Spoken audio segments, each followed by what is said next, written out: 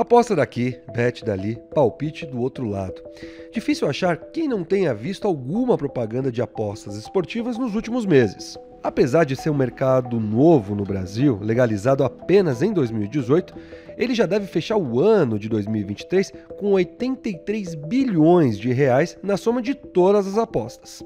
Esse valor equivale a 2 vezes o que o Magazine Luiza vende por ano e praticamente 3 vezes o que a Raia Drogasil, que é a maior varejista farmacêutica do Brasil, comercializa em 12 meses.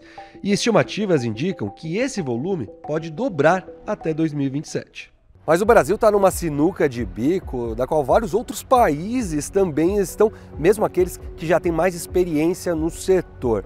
Afinal, é um mercado que movimenta bilhões e tem uma capacidade de arrecadação de impostos gigantesca, ao mesmo tempo que sofre com diversas denúncias, desde lavagem de dinheiro, fraudes como manipulação de resultados e, claro, também o vício em jogo.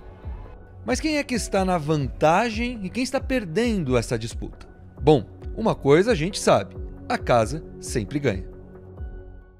O governo demorou, mas começou a se mexer em julho, quando editou uma medida provisória para criar regras para o setor, seguida de um projeto de lei. Somente em setembro, a Câmara dos Deputados aprovou esse PL, mas que ainda precisa passar pelo crivo do Senado para ser promulgado. Só aí que, de fato, o Brasil terá uma legislação própria, mesmo com o mercado já funcionando de maneira pujante há tempos. É uma indústria bilionária que já opera, já existe, mas que de alguma maneira ela não faz parte da economia do país, tá? Ela não faz parte da arrecadação. Então, essa medida provisória ela veio muito mais uma tentativa, de fazer com que essa indústria seja parte integrante da economia do país, do que qualquer outra coisa. Mas é preciso entender como o Brasil chegou nessa situação.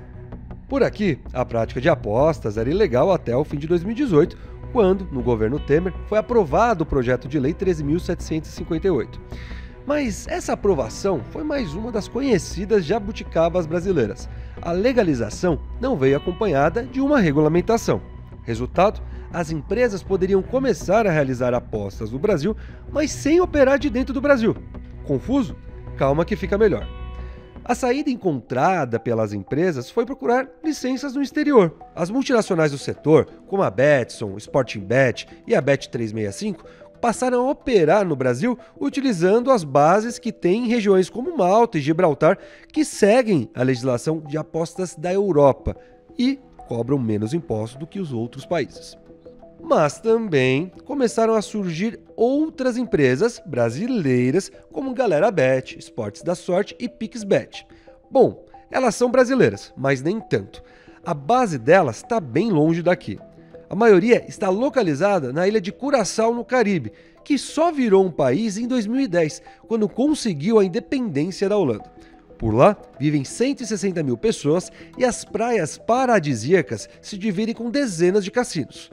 O país tem uma legislação mais branda que facilita a obtenção de licenças para os sites de apostas. A falta de regulamentação, ela propicia uma série de desvios com relação ao que a gente entende como um mercado bem equilibrado, Uma concorrência leal, uma oferta que esteja de acordo com os padrões e os anseios, os valores da sociedade e que gere de fato os benefícios sociais pelos repasses que os impostos derivados daquela atividade formal poderiam estar arrecadando. Eu acho que a síntese dessa história toda é uma desorganização do mercado que gera muita insegurança para investimentos serem feitos da melhor forma possível para que a gente tenha um mercado estruturado. Mas como o governo quer faturar com isso?